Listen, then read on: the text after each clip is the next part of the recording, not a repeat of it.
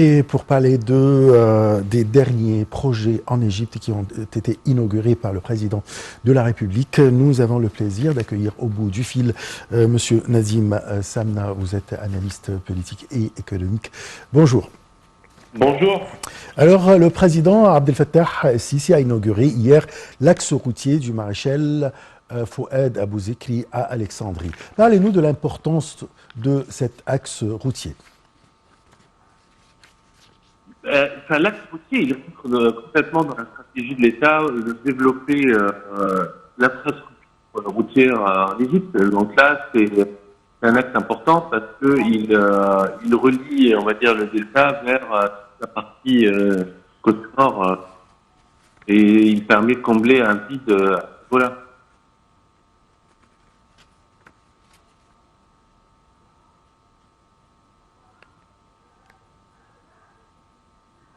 Allô? Oui, je vous entends. Allez-y. Allô? Oui, oui, oui. Je vous entends. Oui, oui, parce que je disais, c'est cet axe, il entre complètement dans la stratégie de l'État. Donc là, relier toutes les zones industrielles de Borg Arab avec la nouvelle ville de la Reine et en même temps relier sur 30 km avec le delta. Oui. Alors, comment cet axe routier va servir à la grande ville Alexandrie, qui est considérée comme la deuxième capitale d'Égypte, quand même? On sait que Alexandrie, c'est une grande ville, comme vous avez dit, c'est la deuxième capitale, c'est une ville aussi qui est géographiquement très confinée parce que des trois parties, on va dire, elle est limitée, que ce soit par la Méditerranée ou par le lac Mariout, et donc le seul moyen de développer Alexandrie, c'est vers l'ouest. Et on sait que voilà, ça s'est développé, on a construit des nouvelles zones industrielles comme Borj El Arab, et puis là maintenant il y a la nouvelle ville d'Al-Arabie.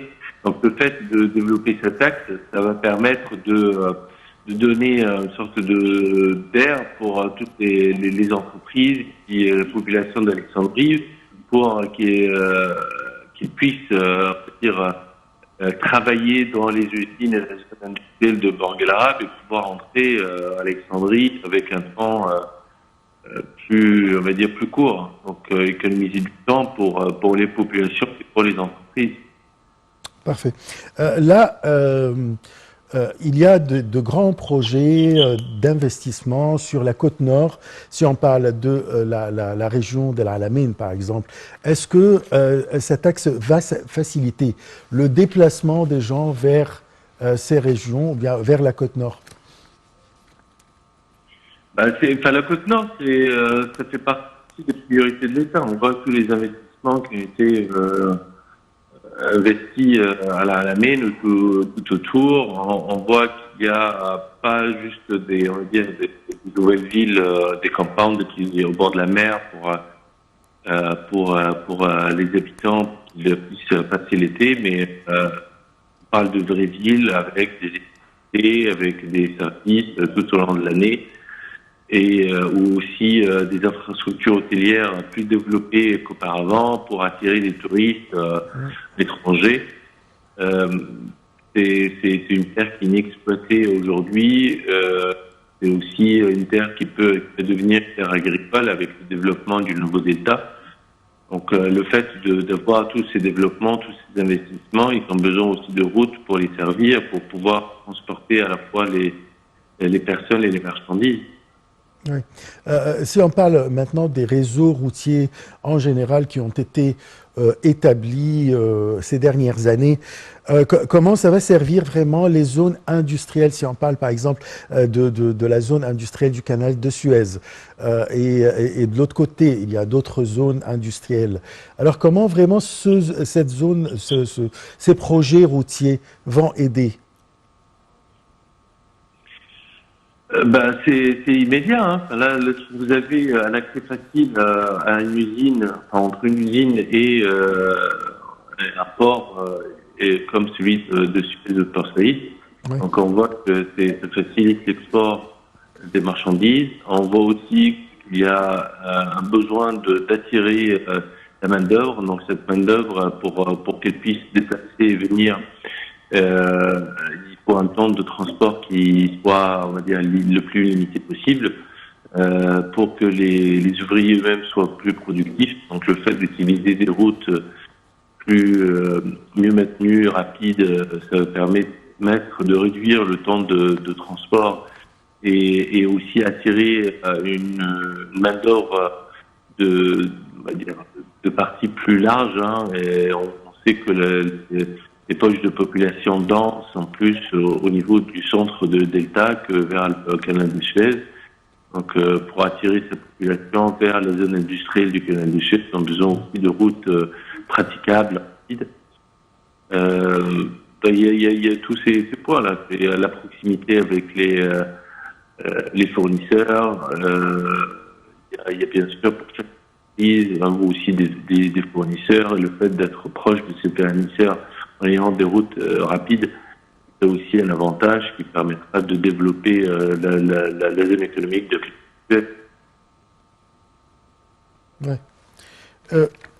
Vous avez parlé de la zone industrielle du canal de Suez. Où on est exactement?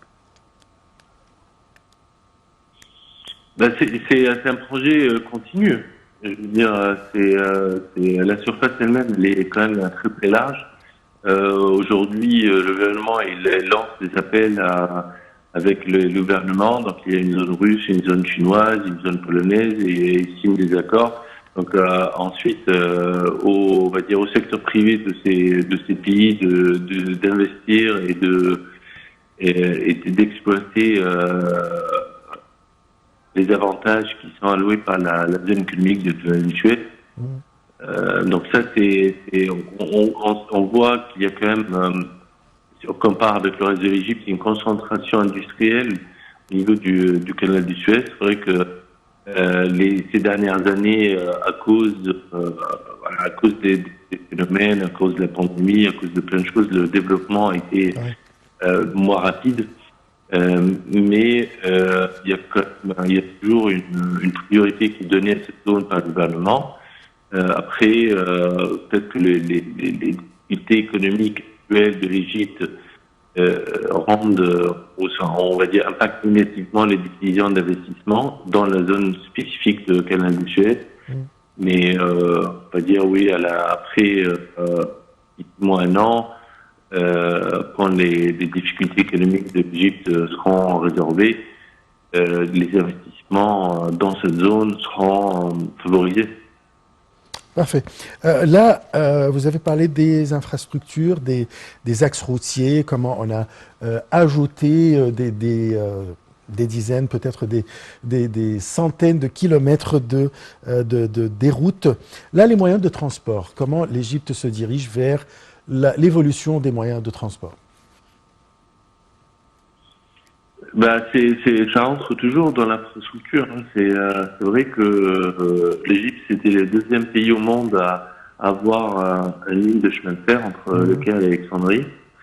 Mais depuis, on va dire, le développement de chemin de fer n'a pas été, on va dire, était plutôt en retard avec les autres pays.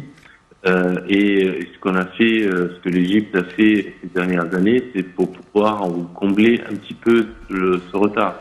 Donc si on parle des routes, on sait qu'on a doublé le kilométrage, le nombre de kilomètres de route, et bien pour le chemin de fer, c'est la même chose.